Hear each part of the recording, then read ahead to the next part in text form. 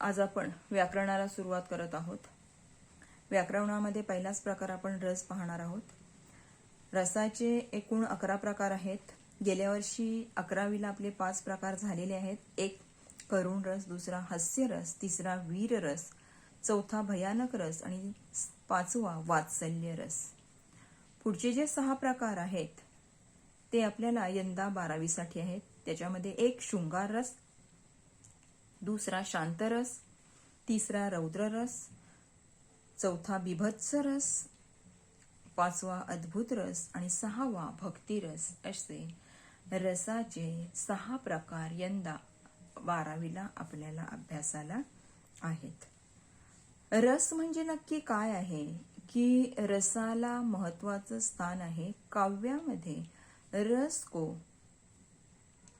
काव्य की आत्मा कहा जाता है, क्योंकि भाषा की सुंदरता बढ़ाने में रस का महत्वपूर्ण स्थान है. जिस तरह अलंकार का उसी तरह रस का. रस यानी कि क्या कि मनुष्य के मन में जो भाव होते हैं, जैसे कि सुख है, दुख है, क्रोध है, घृणा है, शांति है, भक्ति है, श्रृंगार है आदि जो भाव है, इन भावों से ही रस की उत्पत्ति हो गई है. सो हम पहला रस का प्रकार देखते हैं, रौद्र रस. पहला रस का प्रकार देखते हैं रौद्र रस. रौद्र रस यानी कि जहां पर किसी के असह्य वचन, अपमानजनक व्यवहार के फलस्वरूप हृदय में क्रोध उत्पन्न होता है, वहां रौद्र रस उत्पन्न होता है या वहां पर रौद्र रस की अभिव्यंजना होती है. एवढंच फक्त वहीमध्ये लिहून घ्या, पुढचं लिहिण्याची गरज नाही. जहां पर किसी के असह्य वचन सुनते हैं कि जो हमें सहे नहीं जा सकते, या कोई हमारा बहुत बड़ा अपमान करता है, इस अपमान रूपी व्यवहार हम पाते हैं. सो ऐसे समय हमारे हृदय में क्रोध का भाव उत्पन्न होता है और वहां पर रौद्र रस उत्पन्न होता है. या ऐसे उदाहरण जहां पर दिखाई देते हैं, ऐसा काव्य जहां पर दिखाई देता है वहां पर रौद्र रस निर्माण होता है या वहां पर रौद्र रस कहा जाता है. आपण उदाहरण बघूया म्हणजे तुम्हाला व्यवस्थित कळेल. पहला उदाहरण है, श्री कृष्ण के वचन सुन अर्जुन क्रोध से जलने लगे. श्री कृष्ण के वचन सुन अर्जुन क्रोध से जलने लगे. सब शोक अपना भूलकर करतल युगल मलने लगे. यहाँ पर वर्णन किया है कि श्री कृष्ण के वचन सुनकर अर्जुन को बहुत क्रोध आया. कब क्रोध आया था अर्जुन को कृष्ण का? जब युद्ध महाभारत में कौरव पांडवों के बीच में जो युद्ध हो रहा था, उस समय पितामह भीष्म, द्रोणाचार्य, कुलगुरु आदि जो अर्जुन के अपने सगे थे, इनके अलावा जो कर्ण था, दुर्योधन, दुशासन आदि कुछ लोग थे कि जो उसके अपने थे, जिन्होंने उसे बहुत गलत समझा था, अर्जुन को बहुत परेशान किया था पांडवों को, लेकिन फिर भी वे उसके अपने थे. सो अपनों के प्रति कृष्ण अर्जुन को युद्ध करने के लिए कह रहा था. उस समय अर्जुन को क्रोध आया था. सो जहां पर क्रोध का वर्णन है वहां पर रौद्र रस कहा जाता है. रौद्र रस का भाव उत्पन्न होता है. म्हणजे असे उदाहरण असतील, श्रीकृष्ण के वचन सुनकर अर्जुन को क्रोध आया, सो वहां पर रौद्र रस कहा जाता है. त्या ठिकाणी रौद्र रस असं उदाहरण तुम्हाला येईल प्रश्नपत्रिकेमध्ये. आणि पुस्तकाच्या पुस्तकामधून मी का घेते, तर पुस्तकांच्या व्यतिरिक्त कुठलीही बाकीची उदाहरणं येणार नाही. समजा रौद्ररसाचा उदाहरण त्यांना द्यायचं असेल, ते ह्या 2 उदाहरणांपैकी कुठला तरी एक उदाहरण तुम्हाला 100% बोर्डाच्या परीक्षेत दिला जाईल. त्यामुळे ह्या उदाहरणांच्या व्यतिरिक्त कुठलीही उदाहरणं तुम्ही करायला जाऊ नका. जे दिलं जाईल, सांगितलं जाईल एवढंच व्यवस्थित करा. एकतर हा येईल, एकतर हा राहील. दुसरा उदाहरण आपण पाहणार आहोत. कहा कैकईने सक्रोध दूर हट निर्बोध द्विजीवे रस में विष मत घोल. कैकई की दासी मंथरा की जो मंथरा ने कैकई के घर में कैकई के मन में विष घोला था, घृणा घोली थी, जिसके कारण कैकई विचलित हो गई और भगवान श्री रामचंद्र को वनवास 14 वर्ष के लिए वनवास भेज दिया था. सो इसी कारण जब कैकई के समझ में आया कि ये सब उसके मन में जो घृणा का भाव है यह मंथरा ने उत्पन्न किया था, तब कैकई को मंथरा के लिए क्रोध निर्माण हो गया था. कहा कैकई ने सक्रोध की मंथरा को कहती है वह दूर हट जा, तू निर्बोध है और हमारे घर में तू विष मत घोल. इस तरह क्रोध से कैकई मंथरा से कह रही है. सो यहाँ पर भी क्रोध का भाव निर्माण हुआ है, इसीलिए यहाँ पर भी रौद्र रस उत्पन्न होता है. यह एक रौद्र रस का उदाहरण है. आया समझ में? आगे का हम लेते हैं दूसरा उदाहरण. बीभत्स रस, उदाहरण नहीं, रस का दूसरा भेद. बीभत्स रस. बीभत्स रस कि जहां पर घृणा का भाव निर्माण होता है, घृणा, वहां पर बीभत्स रस उत्पन्न होता है. जहां किसी अप्रिय, अरुचिकर, घृणास्पद वस्तुओं, पदार्थों के प्रसंगों का वर्णन हो, वहां पर बीभत्स रस उत्पन्न होता है. यानी कि जहां पर कोई अप्रिय, हमें अच्छा न लगने वाला, अरुचिकर न लगने वाला, घृणा, जिस पदार्थ वस्तु को देखकर हमारे मन में घृणा उत्पन्न होती है, जिन पदार्थों को के प्रसंगों का वर्णन किया जाता है, कि जहां पर हमें घृणा, हमारे मन में घृणा उत्पन्न होती है, वहां पर बीभत्स रस उत्पन्न होता है. उदाहरण हम देखते हैं. सिर पर बैठो काग आंखें दो खात, खींचही जीबही सियार अति ही आनन उर धारत, गिद्ध जांग के मांस खोदी खोदी खात उचारत है. यहाँ पर बताया है कि सियार के सिर पर कौवा बैठा है और उसके आंख खोद रहा है. जीभ, सियार की जीभ वह खींच रहा है और उसे आनंद हो रहा है. गिद्ध, जो गिद्ध है वहां पर, म्हणजे गिधाड़, वह सियार का मांस खोद खोद कर खा रहे हैं. कैसा लगा आपको? अच्छा लगा? बहुत अच्छा प्रसंग है? नहीं, तो बहुत गंदा लगता है. गंदगी, मांस खोद रहे हैं, आंख निकाल रहे हैं, जीवा खींच रहे हैं, ये क्या अच्छा है क्या? बिल्कुल नहीं. तो हमारे मन में यह सब सुनकर घृणा का भाव उत्पन्न होता है. छी, ऐसा हम कहते हैं. यानी कि यहाँ पर बीभत्स रस उत्पन्न होता है, ऐसा समझना. दूसरा उदाहरण देखिए. सुडुक घाव से पीलू निकाल रहा है, नासिका से श्वेत पदार्थ निकाल रहा है.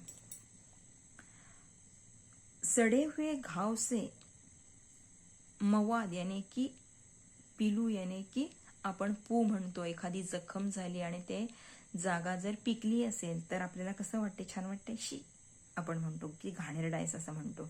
सो सड़े हुए घाव से, जख्म से अगर मवाद निकल रहा है तो हमें गंदा लगता है. और हमारे नाक से श्वेत पदार्थ निकल रहा है. श्वेत पदार्थ यानी कि क्या? समझा ना? तो क्या हमें लगता है अच्छा लगता है? नहीं. हमारे किसी के नासिका से कोई नीचे आ रहा है तो हमें गंदा लगता है। सड़े हुए घाव से अगर मवाद निकल रहा है तो भी हमें गंदा लगता है। इसीलिए यहाँ पर बीभत्स रस उत्पन्न होता है। आगे का हम देखते हैं अद्भुत रस। अद्भुत रस जहाँ किसी के अलौकिक क्रियाकलाप, अद्भुत आश्चर्यजनक वस्तुओं को देख हृदय में विस्मय अथवा आश्चर्य का भाव जागृत होता है, वहाँ अद्भुत रस की व्यंजना होती है। अद्भुत रस यानी कि आश्चर्य का भाव निर्माण होता है। आश्चर्य का भाव निर्माण यहाँ पर होता है, वहाँ पर अद्भुत रस निर्माण होता है। किसी के अलौकिक क्रियाकलाप, अद्भुत प्रसंग, आश्चर्यजनक वस्तुओं को देखकर हृदय में विस्मय निर्माण होता है, आश्चर्य का भाव जागृत होता है, तो वहां पर अद्भुत रस की व्यंजना होती है, अद्भुत रस कहा जाता है। उदाहरण देखिए। एक अचंभा देख रे भाई, ठाड़ा सिंह चरावे गाई, पहले पूत पाछे माई, चेला के गुरु लागे पाई। एक अचंभा देख रे भाई, एक आश्चर्य पहा कि सिंह गैयों को चरा रहा है। अभी सिंह कभी गैयों को चराएगा क्या? नहीं। पहले पुत्र का निर्माण हुआ है और बाद में माँ, ऐसा कभी हो सकता है क्या? नहीं। पहले माता और बाद में पुत्र, लेकिन यहाँ क्या है? पहले पुत्र बाद में माता का जन्म हुआ है। चेला के गुरु लागे पाई, गुरु के पैर चेला पड़ता है, चेला पकड़ता है, लेकिन यहाँ पर कहा गया है कि गुरु चेला के पैर पकड़ रहा है। यह ठीक है क्या? नहीं। आश्चर्य का भाव यहाँ पर व्यक्त होता है, इसीलिए यहाँ पर अद्भुत रस कहा जाता है। दूसरा उदाहरण। बिनु पग चले सुने बिनु काना, कर बिनु कर्म करे विधि नाना, आनन रहित सकल रस भोगी, बिनु वाणी वक्ता बड़ जोगी। बिनु पग चले, पैरों के बिना कोई चल सकता है? नहीं चल सकता। सुने बिनु काना, कान के बिना कोई सुन सकता है क्या? नहीं। यहाँ पर कहा है कि पैरों के बिना चल सकते हैं, कान के बिना सुन सकते हैं, कर बिना कर्म, हाथों के बिना कर्म कर रहे हैं अलग अलग प्रकार के। ऐसा कभी हो सकता है क्या? नहीं हो सकता। बिन वाणी के वक्ता, कोई कह सकता है क्या? नहीं कह सकता। यहाँ कहते हैं कि बिन वाणी का भी वक्ता यहाँ पर है, ऐसा हो सकता है क्या? नहीं। इस तरह के जो आश्चर्य के भाव है, यहाँ पर अद्भुत रस निर्माण हो जाता है। चौथा रस है श्रृंगार रस। जहाँ नायक और नायिका अथवा स्त्री पुरुष की प्रेम पूर्ण चेष्टाओं, क्रियाकलापों का श्रृंगारिक वर्णन हो, वहां पर श्रृंगार रस की व्यंजना होती है। नायक नायिका का वर्णन जहाँ पर होता है, स्त्री पुरुष के प्रेम पूर्ण चेष्टाओं का जहाँ पर निर्माण होता है, स्त्री पुरुष एक दूसरे के प्रति प्रेम का भाव जागृत करते हैं, श्रृंगार का वर्णन होता है, वहां पर श्रृंगार रस निर्माण होता है। उदाहरण देखते हैं। एक। राम के रूप निहारती जानकी, कंकन के नग की परिछाई, बातें सबे सूधी भूली गई, करटे की रही पलटारत नहीं। राम के रूप को जानकी निहार रही है, देख रही है। सीता राम के रूप को देख रही है, निहार रही है। सीता के हाथ में जो कंगन है, वहां पर जो उन कंगनों में जो भी कुछ डिजाइन है, उनमें राम के रूप को, राम की परछाई उन्हें दिख रही है। उस कंगन में जो भी आईना, छोटे छोटे कांच के टुकड़े हैं, उन कांच में उसे राम का रूप दिखाई दे रहा है और वो उस रूप को वह निहार रही है, देख रही है। बार बार देखकर उसकी सुध भूल, अपने आप को वह भूल गई है और बार बार वह उसे देख रही है। यानी कि जानकी और राम, जानकी सीता राम के रूप को निहार रही है, कंगन में बार बार भूल गई है अपने आप को देखते देखते। यानी कि यहाँ पर श्रृंगार का निर्माण हुआ है, श्रृंगार रस निर्माण हुआ है। कहत नटत रिझत खिजत मिलत खिलत लजियात, भरे भवन में करत है नैननु ही सौबादी। यहाँ पर यह बिहारी का नायिका वर्णन है कि नायक और नायिका भरे भवन में खड़े हैं। बहुत सारे उनके अपने घरवाले भरे भवन में खड़े हैं और उस भवन में नायक नायिका को देख रहा है, नायिका नायक की ओर देख रही है, दोनों आंखों से बातें कर रहे हैं। कहते हैं नायिका नायक का इनकार करती है, नायक खींच उठता है, दोनों एक दूसरे को की ओर देख रहे हैं, शर्मा रहे हैं और खुश हो गए हैं। और इस तरह आंखों से नायक नायिका एक दूसरे को इशारे कर रही, यानी कि यह भी श्रृंगार वर्णन है, इसलिए यहाँ पर श्रृंगार रस का निर्माण हुआ है।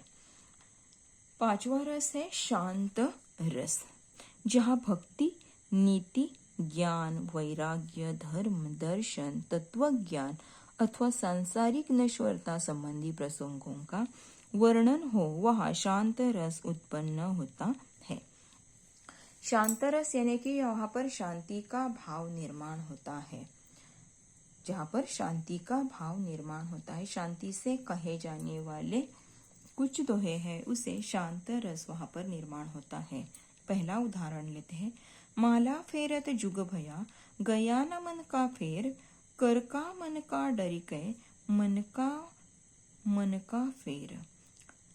माला फेरते रहने से, घुमाते रहने से मन बदल नहीं सकता। मन बदलने के लिए अपने मन को घुमाना पड़ेगा, संभालना पड़ेगा, तभी मन का अपना मन बदल सकता है। सिर्फ मोतियों को घुमाने से मन बदल नहीं सकता, तो मोती रूपी मन को बदला कर ही, परिवर्तित करके घुमा कर ही मन को बदला जा सकता है। सो यहाँ पर शांत रस का निर्माण हुआ है। माटी कहे कुम्हार से, तू क्यों रोंदे मोहे, एक दिन ऐसा आए मैं रोंदूंगी तोहे। माटी कहती है कुम्हार से कि तू मुझे क्यों रोंद रहा है, एक दिन ऐसा आएगा कि मैं भी तुम्हें अपने आप में रौंद लूंगी। माटी कुम्हार से कहते हैं कि तू मुझे जिस तरह रौंद रहा है, कुम्हार तुडवतो मातीला, सो जिस तरह तू मुझे रौंद रहा है, एक दिन मैं भी तुम्हें अपने आप में रौंद लूंगी। मेल्यानंतर माणूस मातीतच जातो, सो इसी तरह। 6. भक्ति रस, जहाँ ईश्वर अथवा अपने इष्ट देवता के प्रति श्रद्धा, अलौकिक स्नेह, विनयशीलता का भाव उत्पन्न होता है, वहाँ भक्ति रस की व्यंजना होती है। जहाँ पर भगवान के प्रति भक्ति का भाव निर्माण होता है, भगवान के प्रति भक्ति का भाव निर्माण होता है, वहाँ भक्ति रस निर्माण होता है। 1. तू दयालु दीन हो, तू दानी हो भिकारी हो, प्रसिद्ध पातकी तू पाप पुंज हारी। यहाँ पर भगवान से कहा गया है कि तू दयालु, मैं दीन हूँ, तू दानी है, मैं भिकारी हूँ, तू प्रसिद्ध पाप नाश करने वाला है और मैं बहुत सारे पाप करने वाला पापी हूँ। यानी कि भगवान का वर्णन यहाँ पर किया है, इसीलिए यहाँ पर भक्ति रस है। दूसरा उदाहरण है। समदर्शी है नाम तिहारो, सोई पार करो, एक नदिया एक नार कहावत, मैलो नीर भरो, एक लोहा पूजा में राखत, एक घर बाधिक परो, सो दुनिया पारस नहीं जानत, कांचन करत खरो। यहाँ पर वर्णन किया गया है कि भगवान का नाम समदर्शी है, समान है। उनके भगवान के लिए सब समान है। एक नदी है कि जिसे पवित्र माना गया है, और एक कहा जाता है कि जो नाला है, इस नाले का पानी गंदा होता है। नदी को पवित्र कहा है और नाले को अपवित्र कहा गया है। लेकिन जब दोनों पानी समुद्र में जाते हैं तो समुद्र कभी भी दोनों कि नदी का पानी इधर जाओ, नाले का पानी उधर जाओ, ऐसा नहीं कहता। समुद्र निर्मल पानी को, नदी के पानी को अपना लेता है और नाले के पानी को, गंदगी को भी अपना लेता है। पूजा में जो लोहा रखा जाता है उसकी पूजा की जाती है, और जो बाधिक के घर में लोहा होता है उससे बाधिक पशु पक्षियों की हत्या करता है। लेकिन फिर भी दोनों प्रकार का लोहा जब पारसमणि को स्पर्श करता है तो उसका सोना ही बन जाता है। तो जिस तरह पारसमणि दोनों प्रकार के लोहे को अलग अलग नहीं मानता, एक ही मानता है, समुद्र दोनों प्रकार के पानी को एक ही मानता है, बिल्कुल उसी तरह भगवान समदर्शी है, एक रूप है। सो इसीलिए यहाँ पर भक्ति रस कहा जाता है, भक्ति रस का निर्माण हो जाता है। एकदा 2-3 वेळा व्हिडिओ जरा बघा हा, म्हणजे तुम्हाला थोडंसं रस कळेल। आणि परीक्षेला जी उदाहरणं येणार आहेत ती ह्याच्यामधलीच आहेत, एवढीच फक्त करा। मी सांगितलेल्या व्याख्या ज्या वाचलेल्या आहेत, समजून दिलेल्या आहेत, त्या तुमच्या वहीत पाहिजेत, आणि ही उदाहरणं जी खाली आहेत मी सांगितलेली आहेत समजून, ती उदाहरणं सुद्धा वहीत तुमच्या लिहिलेली पाहिजेत। ते मी कॉलेज सुरू झाल्यानंतर हे सर्व बघणार आहे। मी एकदम अभ्यास देणार नाही, हळूहळू देते, तसं करा, ठीक आहे। धन्यवाद। आज आपण थांबू।